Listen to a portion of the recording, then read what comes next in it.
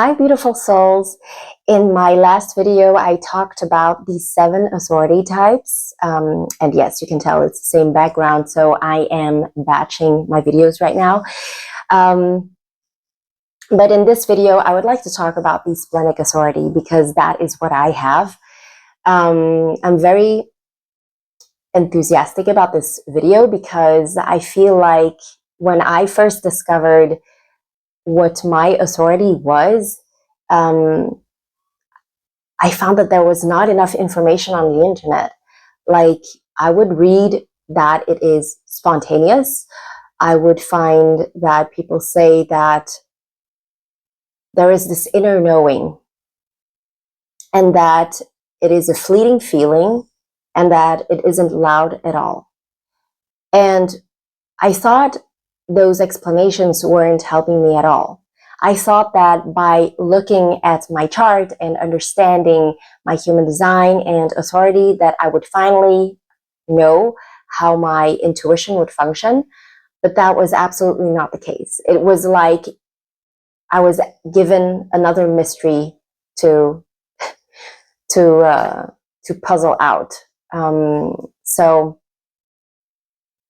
it has been, I think now, it has been 6 years since I discovered human design and since I discovered what my authority is. And I've learned a lot, especially in the last few years, and that's what I want to share with you, splenic beings out there. So you are splenic when you don't have a defined sacral center and you don't have a defined emotional center, solar plexus, and a defined spleen. When you have a defined spleen and that is your authority, it means that you feel a whole lot of things in your body and it doesn't come with a manual what it actually means. Where people say that it's not loud, I personally feel that it's very loud. It is so loud to the point that I have learned to ignore those sensations my entire life. So what are those sensations? It could be a flash of hot and cold on my skin. It could be an agitated sensation in my chest, like nervousness. And oftentimes I don't even know where it comes from. The first time that I have listened to these bodily sensations was when my boss came in my office to tell me, "Hey, May, I have a super exciting project for you. You're going to travel all around Europe with the buyer and you're going to chart out all the types of charcuterie."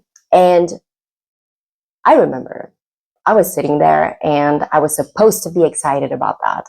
And I really was getting frustrated with myself. Aren't you excited? Get excited, get happy. You have to be grateful for this because this is an opportunity. But I wasn't. And my spleen was sending out signals like crazy. Like my spine was tingling from the root up. And every fiber in my body was telling me, turn around right now and run for your life. That was how strong it was. It took me several days to acknowledge and understand that this wasn't the right path for me. At that moment, I was in that company for a couple of years and I didn't have an amazing relationship with my boss, but one thing was for sure, he gave me a lot of opportunities and I wasn't feeling it. I wanted to be grateful about it. He saw the potential in me and I just wanted to be happy for the opportunities he gave me, but it just felt dreadful.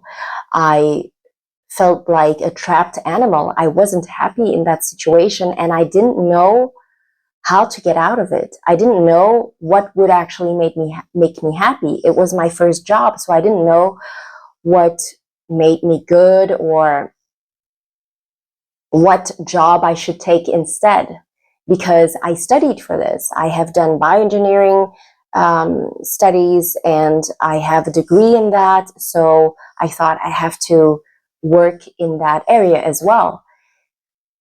Except that it didn't make me happy at all. And that was one of the first times that I actually listened to my body.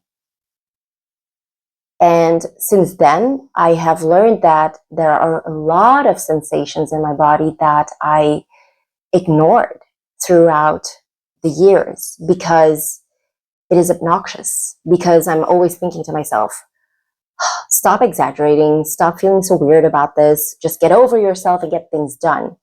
This is the way I have been raised. I'm a Vietnamese girl. Well, I'm raised in Belgium by my Vietnamese parents, and I've always wanted to be the perfect daughter for them. And so I didn't want to be the difficult child. And so I always ignored those sensations of, this doesn't feel right, this doesn't feel good, just get over yourself, just get over yourself. And that's what I continuously did for years. And only now I'm starting to see what it did to my body and my health. Because when you continuously ignore those splenic signals, it will have repercussions on your body. I have a lot of belly fat, a flappy belly, and I understand that it is actually a storage of cortisol that goes there, that is stored as fat when you have stress and you don't do anything with that. I also have an autoimmune disease because, well, there's no proof for that, but I feel like it's because I have ignored my needs for years on end.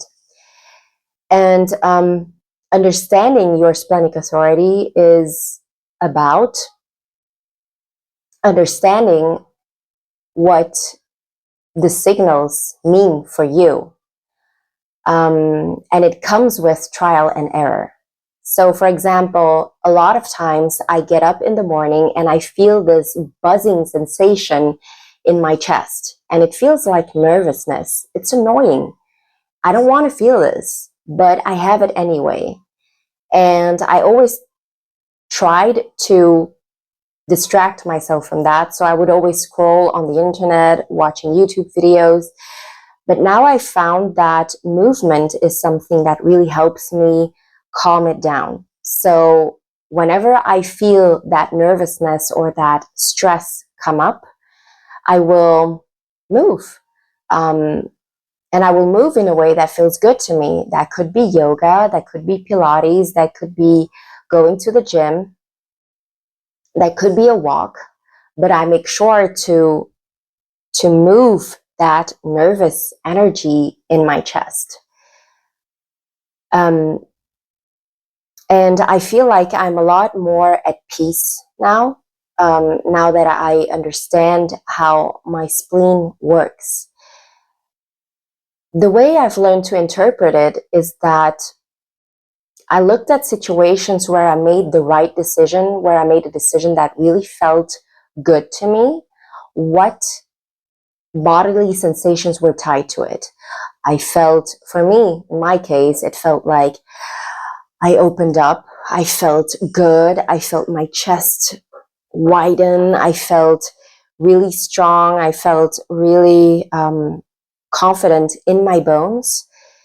And when something doesn't feel right, I feel like something pushing against my chest, like a lump here beneath my solar plexus, or something that pushes against me like, ugh, or something that pushes against my throat, like, ugh, this is not the right thing.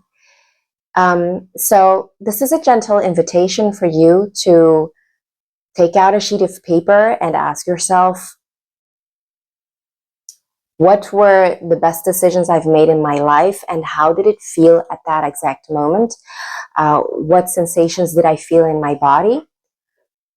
And when it came to making bad decisions that I regretted later, how did that feel in my body? Was there this feeling of dread coming up of, this is going to go bad? or something like that? How did it feel in your body? How can you recognize that in the future? The thing with your spleen is that you don't get an explanation for how you feel. You don't get an explanation for what it means. And even when you understand what it means, you don't get an explanation for why that's the case. And that's, I guess, the hardest part, because you have to defend and set your boundaries physically without being able to explain why you don't want to do the thing. I've learned to predefine my excuses, to predefine why I'm not going to do something, because it makes me feel better about myself. Some people just prefer to say flat out no. That's not my style, because I don't want to hurt the other person either. But there are some people in your life that will systematically challenge your boundaries, and those are the best people to train yourself with, to set your boundaries, I guess. And there's specifically this one person who will systematically get over my boundaries, or will say things like, oh, you have nothing to do anyway, just come now and just help me out with this and that. And I will gently, kindly, and systematically say, you know, I can't right now. I have an appointment later on. Even if it's just an appointment with myself, I will keep to that. I can't, I have work to do. I can't, I have work to do. Yeah, but you don't have a real job. Just because I'm a coach and because she doesn't understand what coaching means, I will gently understand that she doesn't know what it is, and I will gently say, no, I have things to do. I have things to do. And in the beginning, it was hard. She got really angry at me for it, calling me selfish and whatnot. But now she really respects it, because I stayed true to my boundaries. I continued setting it.